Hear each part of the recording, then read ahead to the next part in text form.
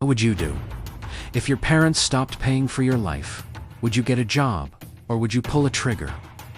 In 2015, inside a luxury apartment in New York City, a woman was shot and killed by her own son. Not over drugs, not over jealousy, not over revenge, but over money. This is the chilling story of Thomas Gilbert Jr. and the murder that shocked a wealthy family and the entire city. Thomas Gilbert Jr. grew up surrounded by privilege. Private schools, luxury apartments, expensive restaurants, trips around the world. But there was one problem. He never kept a job. His parents paid for everything: rent, credit cards, food, travel, and a monthly allowance worth thousands of dollars.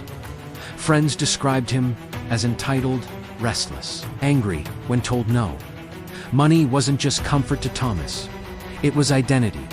And when that identity was threatened, everything changed. By 2015, Thomas was 30 years old. Still unemployed, still dependent, still demanding money. His mother had enough. She told him he needed to start supporting himself. No more unlimited cash. No more bailouts. To Thomas, this felt like betrayal. Text messages later revealed his frustration. Complaints about money, anger about being cut off, resentment toward his parents. What they saw as tough love, he saw as punishment. On the night of the murder, Thomas came over for dinner. A normal evening, family conversation, a meal on the table, but beneath the surface, tension filled the apartment. The argument turned to money. Again, his mother refused to give him more. Then Thomas left the room. He returned with a gun. One shot, point blank. She collapsed and died instantly. And then something chilling happened.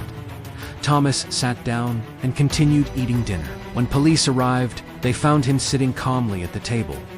No attempt to flee, no tears, no panic. Just silence. He claimed it was an accident, but the crime scene told a different story. The gun had been brought intentionally. The argument was about money, and the shot was deliberate. This was not self-defense, it was murder. Detectives dug into his life. They found no steady job history, total dependence on his parents, messages showing financial stress, friends who said he felt entitled to family money. One witness said he believed the money was his anyway. Prosecutors built their case around one motive: greed. They argued that when the money stopped, Thomas snapped in court. The defense claimed mental illness and emotional distress. But the facts remained. He brought a gun. He argued about money. He fired intentionally. He showed no remorse. The jury found him guilty of second-degree murder. The judge sentenced him to life in prison. No inheritance, no freedom, no luxury. Just a prison cell. The allowance ended forever. This case horrified the public because of one question: how does money turn a son into a killer? Psychologists later said entitlement played a huge role. When someone believes money is owed to them, losing it feels like losing power. And in his mind, his mother had taken everything, so he took her life. This murder didn't happen in a dark alley.